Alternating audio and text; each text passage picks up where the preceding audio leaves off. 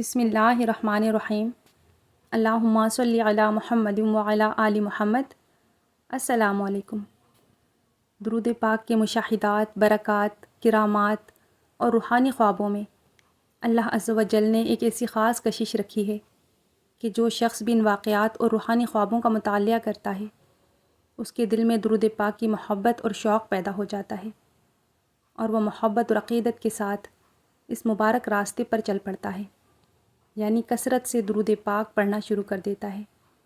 اسی لیے آج ہم آپ کے ساتھ ایک اہل درود بہن کے روحانی خوابوں کا ایک سلسلہ بیان کرنے جا رہے ہیں، تاکہ آپ کے دل میں بھی درود پاک کی محبت پیدا ہو اور آپ بھی اس کی عظمت کو محسوس کریں اور اس مبارک عمل کو اپنی زندگی کا حصہ بنا لیں۔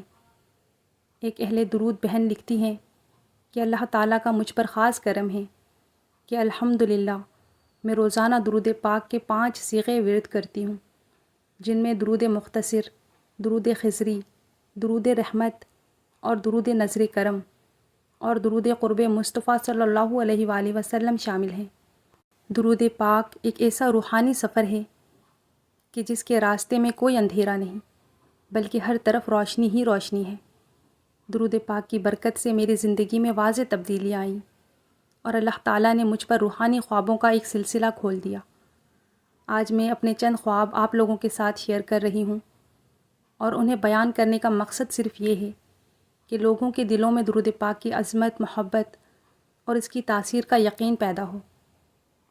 پہلا خواب، میں نے دیکھا کہ میں عمرہ کے لیے جا رہی ہوں اور ایئرپورٹ پر موجود ہوں۔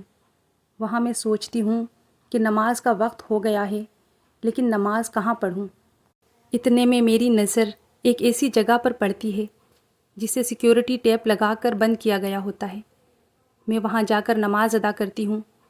جب نماز پڑھ کر سامنے دیکھتی ہوں تو وہاں فوج کے چند افراد کھڑے ہوتے ہیں اور مجھے سلامی یعنی سلیوٹ کرتے ہیں۔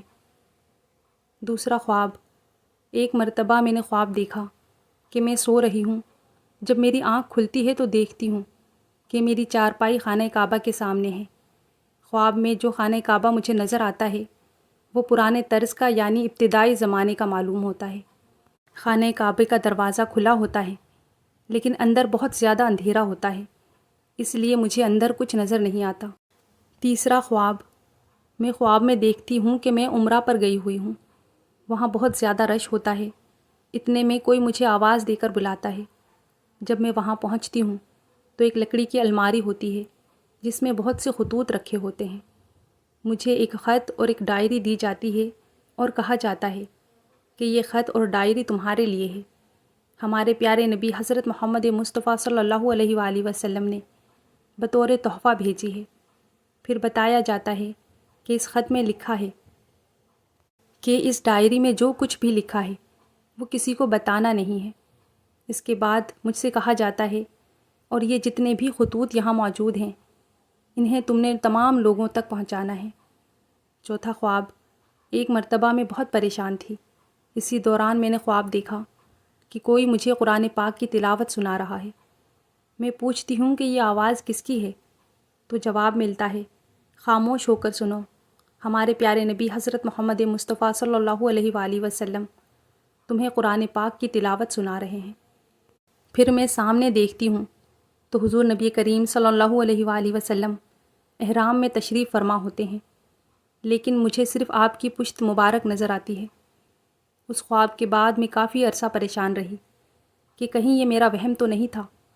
پھر مجھے رسول اکرم صلی اللہ علیہ وآلہ وسلم کا یہ فرمان یاد دلایا جاتا ہے کہ جس نے خواب میں مجھے دیکھا یقیناً اس نے مجھی کو دیکھا، کیونکہ شیطان میری صورت اختیار نہیں کر سکتا۔ پانچواں خواب، کچھ عرصہ پہلے میں نے درود پاک کی کثرت شروع کی تو میں نے خواب دیکھا کہ میں اپنے گاؤں گئی ہوئی ہوں۔ جب میں کچن کی طرف جاتی ہوں تو آگے خانہ کعبہ موجود ہوتا ہے، لیکن اس پر غلاف نہیں ہوتا۔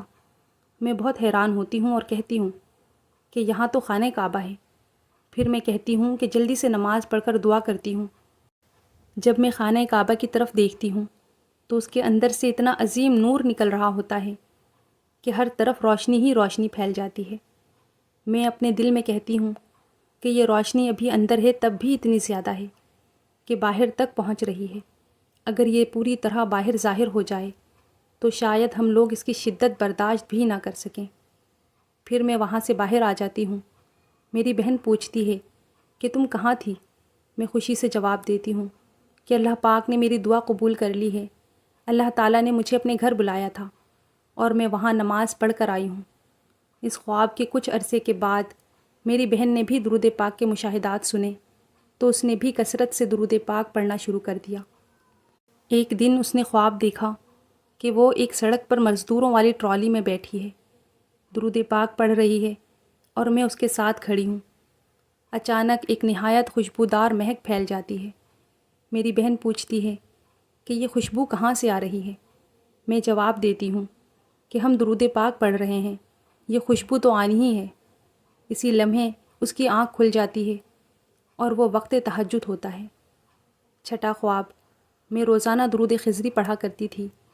ایک دن میں نے یہ سوچ کر درود خضری نہیں پڑھا کہ جس مقصد کے لیے میں پڑھ رہی ہوں وہ کام تو ہو ہی نہیں رہا۔ اسی سوچ کے ساتھ میں بغیر درود خضری پڑھے سو گئی۔ نماز کے بعد جب میں سوئی تو خواب میں دیکھا کہ میں یہی کہہ رہی ہوں کہ میں درود خضری نہیں پڑھوں گی کیونکہ میرا کام تو ہو ہی نہیں رہا۔ پھر میں دوسرے کمرے میں جاتی ہوں تو کوئی مجھ سے کہتا ہے کہ درود شریف پڑھتی رہو، اللہ پاک ضرور کرم فرمائیں گے۔ یہ سنتے ہی میری آنکھ کھل جاتی ہے۔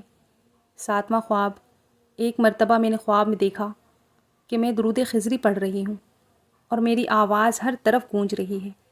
میری آنکھوں کے سامنے گنبد خضرا ہے اور گنبد مبارک سے نور کی کرنیں پھوٹ رہی ہیں، اور وہ منظر اس قدر دلکش، روح پرور اور ایمان افروز تھا کہ میں گنبد خضرا کو دیکھتے ہوئے مسلسل درود پاک کا ورد کرتی رہی، اور میری آواز خواب میں اس قدر بلند اور گونجدار تھی کہ اسی کیفیت میں میری آنکھ کھل گئی۔